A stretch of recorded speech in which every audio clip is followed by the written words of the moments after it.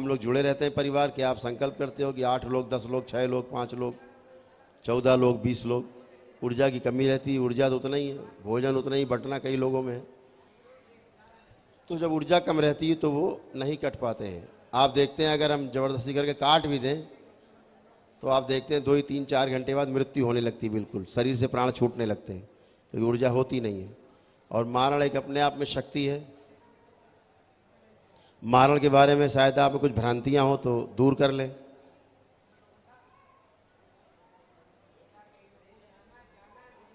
मारण जो है एक तांत्रिक प्रयोग है। तो ऐसा कुछ भी नहीं है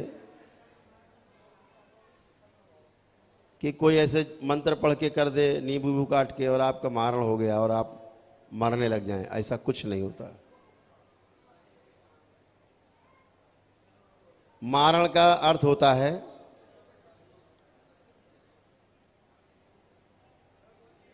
कि जैसे किसी व्यक्ति ने आप पे मारण करने की कोशिश की, कोई मान लीजिए तांत्रिक है,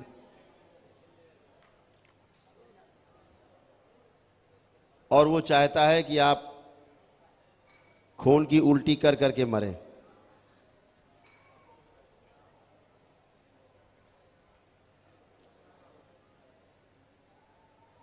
तो वो इस तरह का कोई शक्तिशाली प्रेत ढूंढेगा कि जब वो जिंदा रहा होगा, अपने शरीर में रहा होगा, वो प्रेत योनि में आने से पहले, तो खून की उल्टियां कर करके ही मरा है।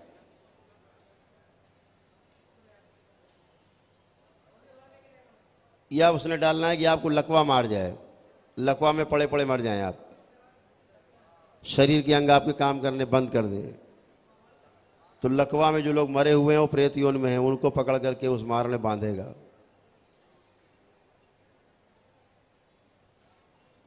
या आत्महत्या कर चुके लोग, ऐसे लोगों को बांध देगा उस मारण के तंत्र में। तो क्या होगा आप में, आप भी आत्महत्या करने की बार बार सोचोगे, और एक दिन ऐसा आएगा कि आप आत्महत्या कर ही लोगे। और आत्महत्या करते समय आपको ऐसा प्रतीत होगा कि आप दुनिया का सबसे अच्छा काम करने जा रहे हैं। हमने मारण में जो प्रयोग देखे, तो जो जैसे लोग गंदी शक्तियां मारण में बंधी हुई हैं, वो वैसे ही आपके अंदर रोग उत्पन्न करेंगे और वैसे ही आपकी मृत्यु करने की कोशिश करेंगे। अब मान लीजिए मारण किया गया 600 साल पहले आपके किसी पितृ पे, क्या होगा? उस पितृ की, जो पितृ था आपकी, उसकी मृत्यु हो गई, खून की उल्टी से हो गई, या लकवा में मर गया, या आत्महत्या कर ली मारण के प्रभाव में। तो क्या होगा? वो उसी मारण तंत्र में वो पितृ बंध जाएगा, उनका गुलाम बन जाएगा जिन्होंने मारा है उसको। तो अभी 3 थे, अब हो गया उसमें चौथा, 4 शामिल हो, अब 4 लोग हो गए। अब परिवार के दूसरे लोगों पर ये मारण काम करेगा। जिसके अंदर कभी किसी भावना से, किसी भी लड़ाई झगड़े के बाद आदमी होता ही है, आदमी के अंदर कोई ना कोई भाव आता ही है, और मान लीजिए सोच ले कि इससे अच्छा तो मर जाना अच्छा है, तो बस जो आत्महत्या वाले हैं वो सक्रिय हो जाएंगे, और वो आपकी खोपड़ी पकड़ के, इससे अच्छा है कि मर जाएं, आत्महत्या कर लें, इससे अच्छा है कि मर जाएं, आत्महत्या कर लें, ऐसे भाव और गहरे कर देगा, और आप जाके आत्महत्या कर लेंगे। जैसे भाव आपके अंदर उठेंगे उसी तरह के लोग सक्रिय हो जाएंगे, आपके उस भाव को बढ़ा देंगे, और आप बेबस हो जाएंगे, बेकाबू हो जाएंगे, स्वयं को मार लेंगे।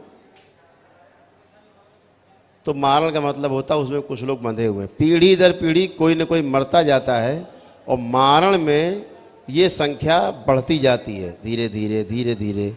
तो 500, 600, 700 वर्ष पहले, 1000 वर्ष पहले कोई मारण किया गया, या बीच में किए गए आपके डीएनए के ऊर्जा पथ में, तो आपके डीएनए का जो ऊर्जा पथ है बहुत बड़ा, उसी में मारण घूमते रहते हैं, और उसमें पितृ बंध गए, बनते जाते हैं, उनकी मुक्ति नहीं होती क्योंकि मारण बंधे हुए हैं। उनसे मुक्ति कराने का उपाय नहीं, पहले मारण काटो। मारण काटने के लिए बहुत बड़े आयोजन किए जाते हैं, आपको वर्षों दौड़ाते हैं तांत्रिक, वर्षों को, जिंदगी भर दौड़ाते हैं मारण काटने के लिए। और आप 20 साल 25 साल दौड़ते दौड़ते खुद ही मर जाएं, हो गया मारण खत्म, पता लगे आप भी उसी मारण में बंधे हुए हैं। मारण को काटते काटते कई तांत्रिक मर जाते हैं। इतनी खतरनाक खतरनाक शक्तियाँ होती हैं उसमें, काली शक्तियाँ होती हैं, शमशान की शक्तियाँ होती बंधी रहती हैं। उनको काटते समय तांत्रिक ही मर जाते हैं। अब अगर तांत्रिक मर गया तो वो भी उसी मारण में आके बंध गया। और एक और मजे की बात, जिस तांत्रिक ने कभी पहले मारण किया होगा, पहले कभी मारण किया होगा तांत्रिक ने पहले पितृ के ऊपर, तो जब वो तांत्रिक मरता है तो वो भी आके उसी मारण में बंध जाता, वो भी भोगता है। ऐसा मत समझो कि तांत्रिक करके वो निकल लेगा कहीं। प्रकृति के नियम बहुत सच्चे, बहुत कड़े हैं, एकदम क्लियर है। तो वो तांत्रिक भी आके उसी में बंध जाता, मारण और ज़्यादा खतरनाक हो जाता है। तो ये मारण जब तक आपके डीएनए के ऊर्जा पथ में रहता है, आपको रोगी उसके अंदर है तो आपके अंदर रोग बन जाएंगे, खूंखार है तो आप खूंखार बन जाएंगे, घर की सुख शांति में उठापटक करने वाले हैं तो बच्चों की बुद्धि खराब कर देंगे। तो ये सब समस्याएं मारण में रहती हैं, और मारण जब कटता है तो आप पूरी तरह से रोग मुक्त होते हो। तंत्र का सबसे खतरनाक खेल मारण है, इसीलिए दरबार ने इसको काटने की शक्ति सबसे आखिरी में खोली। सपोज करिए मारण की शक्ति सबसे पहले खोल देते, या आप आवे दरबार और हम आपका आते ही मारण काट दें, तो मारण तो कटेगा सो कटेगा, आप घर जाते जाते पहले मर जाओगे बीच में, आपका ऊर्जा ही नहीं है। घर पहुंचते पहुंचते बीच में मर जाओगे, रास्ता घर में पहुंचने की आवश्यकता नहीं है, ऊर्जा नहीं है। तो जब आप में ऊर्जा की कमी पड़ती है तो दरबार आपको बताता है कि आप खुद ही दिखता है। अभी सबके मारण काटे, बहुत लोगों के नहीं कटे होंगे, मुश्किल 10% लोगों के कटे होंगे सब। बाकी ऊर्जा कमी इसलिए रहती है कि आप जो हवन करते हो उसमें आपके लाखों भूत प्रेत नष्ट होते हैं डीएनए ऊर्जा पथ से, आपकी ऊर्जा खर्चा होती है, नौहन की ऊर्जा।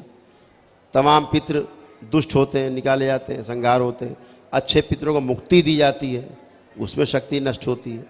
आसुरी शक्तियाँ तमाम नष्ट की जाती हैं, उसमें शक्ति खर्च होती है। तमाम तंत्र मंत्र किए जाते हैं, वशीकरण किए जाते हैं, उच्चाटन विकर्षण विदेशण होते हैं, उनको काटने में शक्ति जाती है। तमाम मुल्ला मौलवी दरबार में जुड़े होते हैं, उनको काटने में शक्ति जाती है। गुरु परंपरा आपको खा रही होती है, आपकी जो गलत पूजा पाठ आपको खा रही होती है, उसमें काटने में सब ऊर्जा जाती है। आपके नौकरी रोजगार व्यापार को ठीक करने में ऊर्जा जाती है।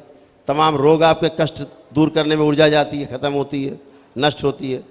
तो आपकी एक बड़ी ऊर्जा खर्च हो जाती है, जो न होना आप करके आते, बचती नहीं। समझ पा रहे हैं आप? अब रह जाते हैं आपके शरीर में जो बन जाते हैं रोग, स्थूल रूप से रोग बन जाते हैं। ये रोग काटने के लिए और ये मारण काटने के लिए ऊर्जा आपके पास कम पड़ जाती है।